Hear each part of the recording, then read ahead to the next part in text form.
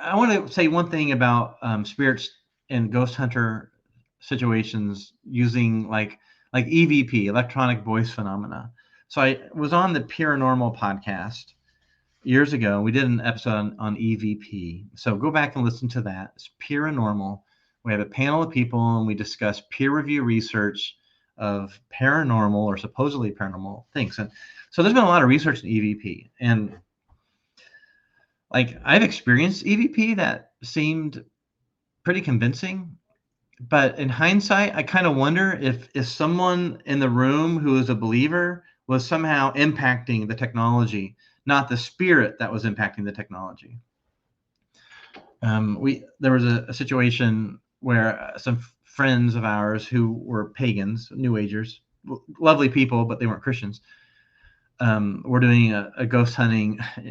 Hint note: don't do that. All right, that's like that law I mentioned. Talking to spirits, they walk into the room like with the Ouija boards. Is there a spirit in the house? Come forward. No, don't. All right, well, that's what those ghost hunters do. And anyway, so a demon manifested actually in someone, and she was manifesting terribly, and they were freaking out. And so they called the only person they knew who had power, and that was my wife. So my wife was in a small group. She and I think one or two other people went, and it was all recorded. Like the ghost hunters were recording everything, and they went in. This demon manifested, and there's vomiting and all the things, right? There's voices and everything. And I have some of that recording, and including the EVP that started it. And like, I don't know. Is it the spirit impacting it, or was it a believer, someone believing in it so strongly it impacted it? I'll leave it up to interpretation. But in our episode, we concluded that EVP. I mean, like during World War II, for instance, there was thousands and thousands of hours of just people listening to static, just listening to it, trying to discern signals, and they didn't hear anything that suggested ghost talking.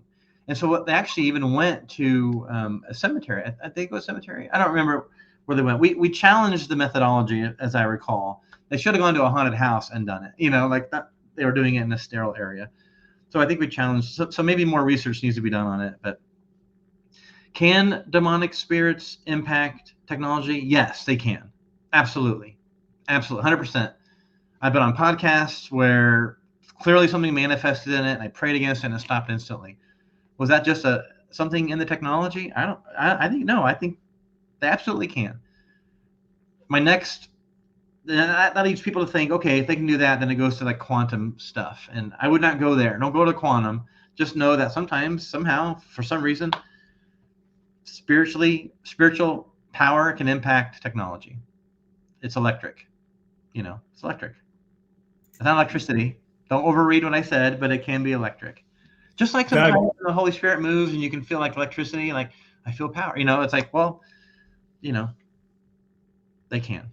Yeah, I do feel sometimes like light electric shock or tingling in my arms when I pray or sing to God, or when I testify to skeptics or cultists. Yeah. Which happened to me recently when I was talking to three guys who surrounded me in front of my work, when they were like so persistent on keeping the Sabbath or you may go to hell. And when I was defending against it, I started feeling tingling in my arms. Yeah. And I believe it was the presence of the Holy Spirit, because I felt that many times in my life.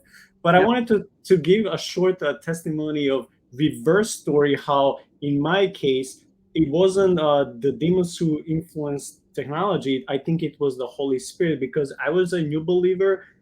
And I once, several of us friends visited another friend. We were all guys, and they knew that I became a believer. They were not, and I didn't know what's happening in another room. So I just went to another room to see what is everyone doing, and they were all surrounded about the guy whom the house belonged to, and he was I didn't know this, but he told me the moment I walked in the room, the porn video they were looking on the computer stopped working.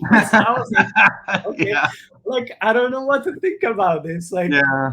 how do you react to this? I was glad it stopped, but I'm Yeah. like, it's not like me. I don't have any power. I was glad that the computer glitched, but I don't have any, like solid answers when it comes to those things.